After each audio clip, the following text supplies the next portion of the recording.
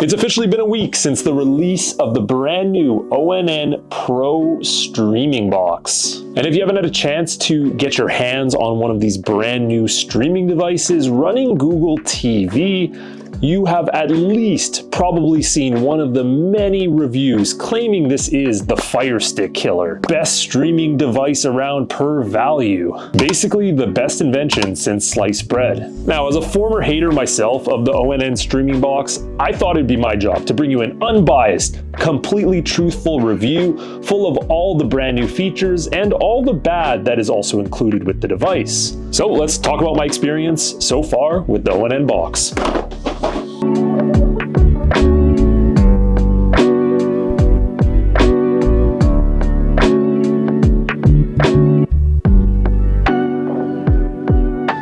So let's see what comes with the ONN Pro box.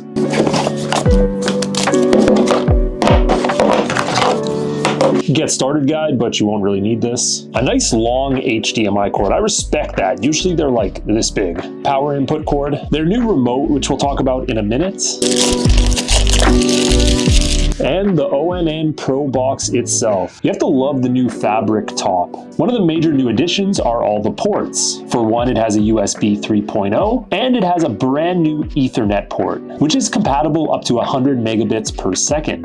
You have this dedicated button in the front, which we'll talk about in a second, and also this little switch on the side. So let's talk about the remote and one of the newest buttons, which is this little star button right at the top. Clicking this is going to allow you to set a dedicated app to this button. You're able to set a ton of official apps such as YouTube, Netflix, and others. This is a great addition, and I love when they have customized buttons on these remote. It makes it a little bit better than a basic Android or Fire Stick remote. Other than that, you're going to see nothing has changed from the previous generation. Originally, there was supposed to be a free live TV button here, but it seems ONN has rescinded that, and that is no longer happening. So let's take a look at some of my favorite new features on the ONN box, starting with the remote finder. So you'll notice this button at the front of the ONN box. Give this one little click. Oh, what's that?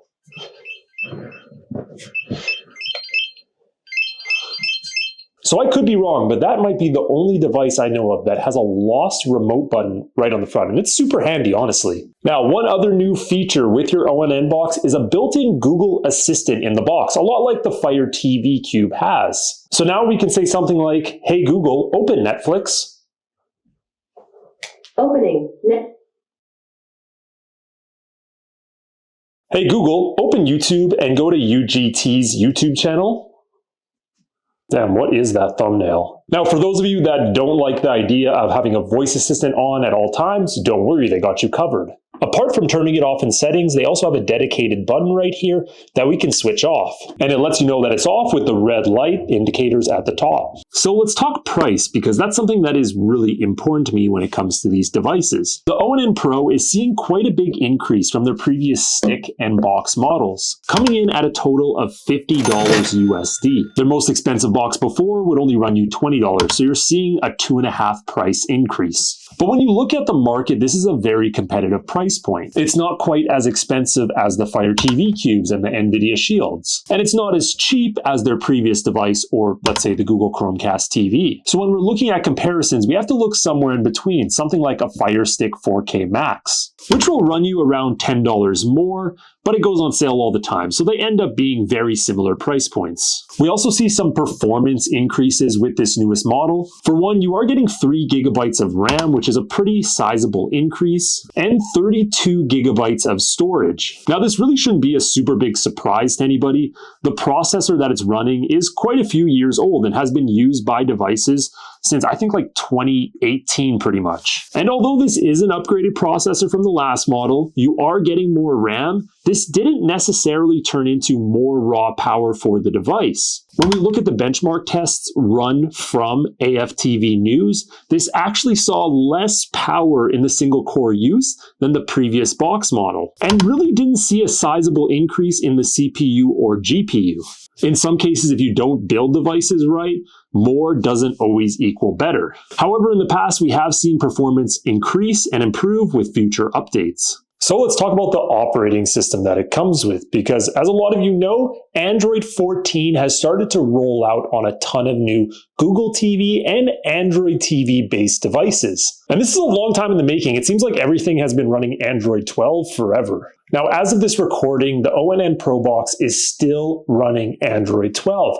And I hate to say it, but this might not necessarily change. Although it would definitely be compatible with the newest version of Android 14, I'm not 100% sure if all of these devices always get pushed these updates. Now, Android 12 is perfectly okay, don't get me wrong, but Android 14 comes with a bunch of really important changes, including some performance ones that could definitely help increase the speed of this device. It also has a few aesthetic changes, along with a new energy saver mode that a lot of people are going to want. So now really the question everybody wants the answer to: is this product worth purchasing, in my opinion? And I want to start really briefly with what this product doesn't do.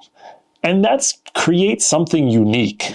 This is really just a mashup of a bunch of features that already existed and specs that you can find elsewhere on the market. Besides from that lost remote function directly on the box, there really isn't anything new here. But I think what it does do is more important. It offers a new Google TV based option at a super affordable price. An official device you can use with official streaming services, or also have the option to install third-party ones. On top of that, they did add in features that are only available on more expensive devices typically, such as the built-in Google Assistant directly in the box. That's something that we would have to move up to a Fire TV Cube to get. Otherwise, devices still have it, it's just in the remote only. And the affordability factor really can't be understated. Although the benchmark tests really didn't offer any super positive news, this device is still more than powerful enough to do all of your streaming. I think if you're somebody that wants to move away from Fire TV sticks, but you don't like the Chromecast, or you don't want to pay as much for the NVIDIA Shield,